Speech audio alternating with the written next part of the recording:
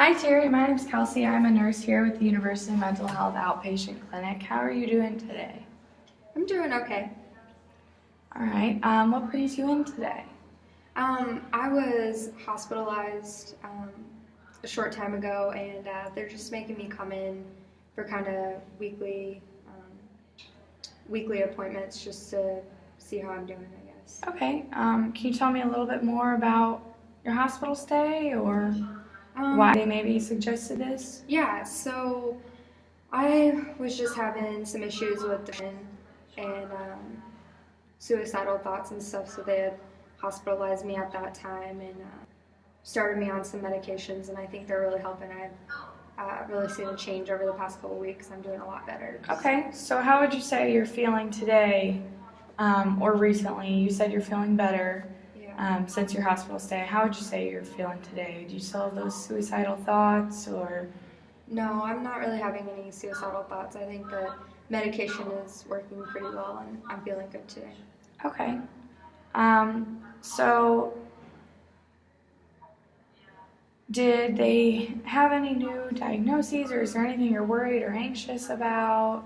Yeah, during my stay here, they did some assessments on me and said that they thought that I had COPD, and I don't really know a lot about that, so I'm a little anxious about what that means for my future.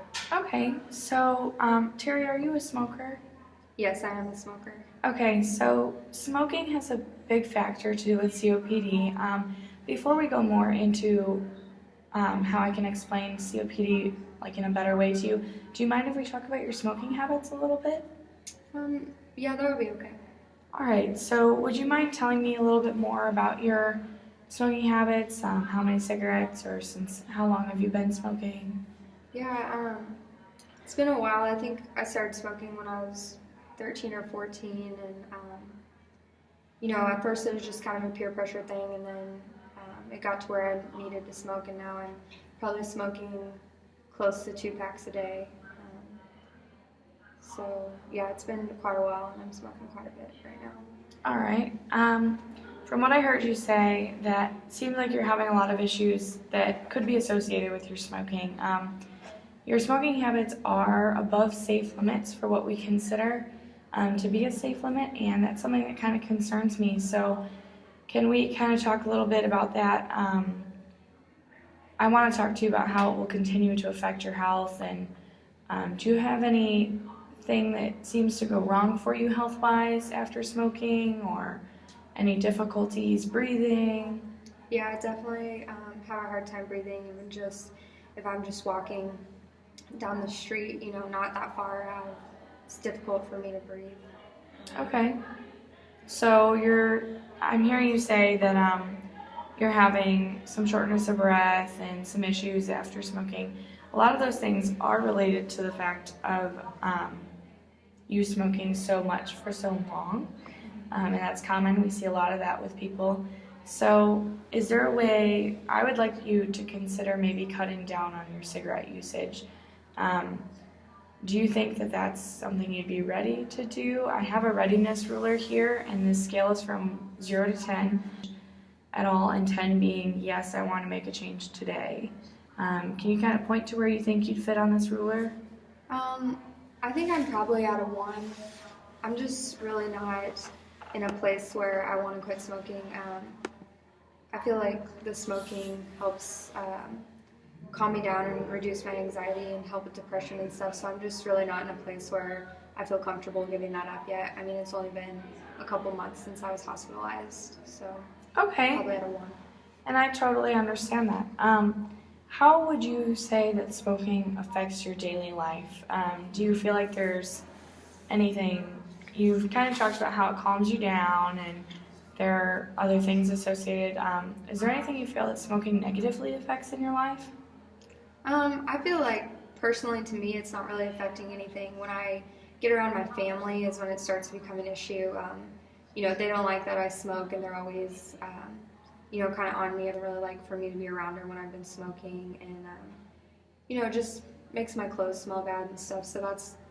But it's more when other people are kind of harping on me about it. Like, I don't really mind it, myself. Yeah. All right, so it seems like you maybe have some family tension or Yeah. people kind of telling you like, oh, you shouldn't be doing this, but it doesn't really seem to affect you as much. Yeah. Um, I feel like it's helping me. you feel like it's helping Yeah, you. because Okay. it's helping with my anxiety. Yeah, and I totally see both sides of that. So you said that you're not really willing to make a change. Do you think we could make we kind of said some pro cons about your smoking, but I'd like to give you some information for now, and maybe in the future you would decide to change your mind based off reading some things, but for now, would you be interested in potentially making a few goals of maybe reducing your smoking and not quitting necessarily? Yeah, I could maybe do that. I mean, I'll make them, but I just don't think I'm gonna follow through with anything right now. But I mean, we can talk about goals. Okay. What makes you think that you wouldn't be able to follow through with them? Do you think you just don't want to? Yeah. Or have you tried to quit before and it hasn't worked? Yeah, I've tried to quit lots of times and it never seems to work. So I just don't know if this would be that different, especially with, you know, like anxiety and depression. I'm just afraid that if I quit smoking, that'll get worse. And right now, I feel that I'm at a good place. So I just don't want to quit smoking and ruin what I've, got going on right now. Okay, so I understand that. That's very common.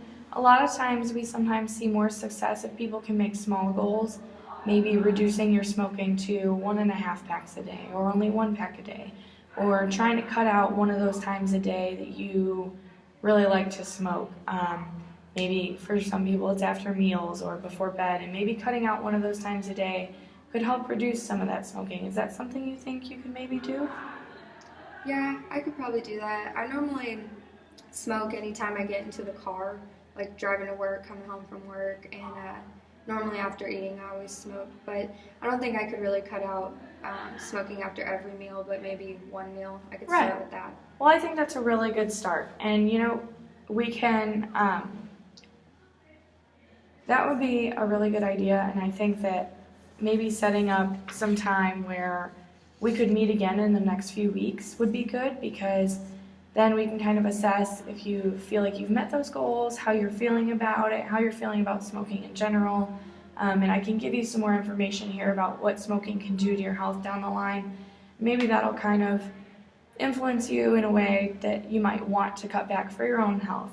I know it can be hard when your family's really harping on you. So I think starting small with a goal like that would be a really good idea. Would you be willing to maybe come back in a few weeks to talk again? Yeah, I could do that. Okay, well then let's set up an appointment, and I think that you're off to a great start, and maybe making those small goals, maybe trying to cut out once a day, one time you actually smoke a day, not cutting out everything at once would be a great start. So. Okay, I'll try to work on that for next time. Sounds great. Okay, we can go set up that appointment. Thanks for talking to me. Okay, thanks. You made me want to quit smoking.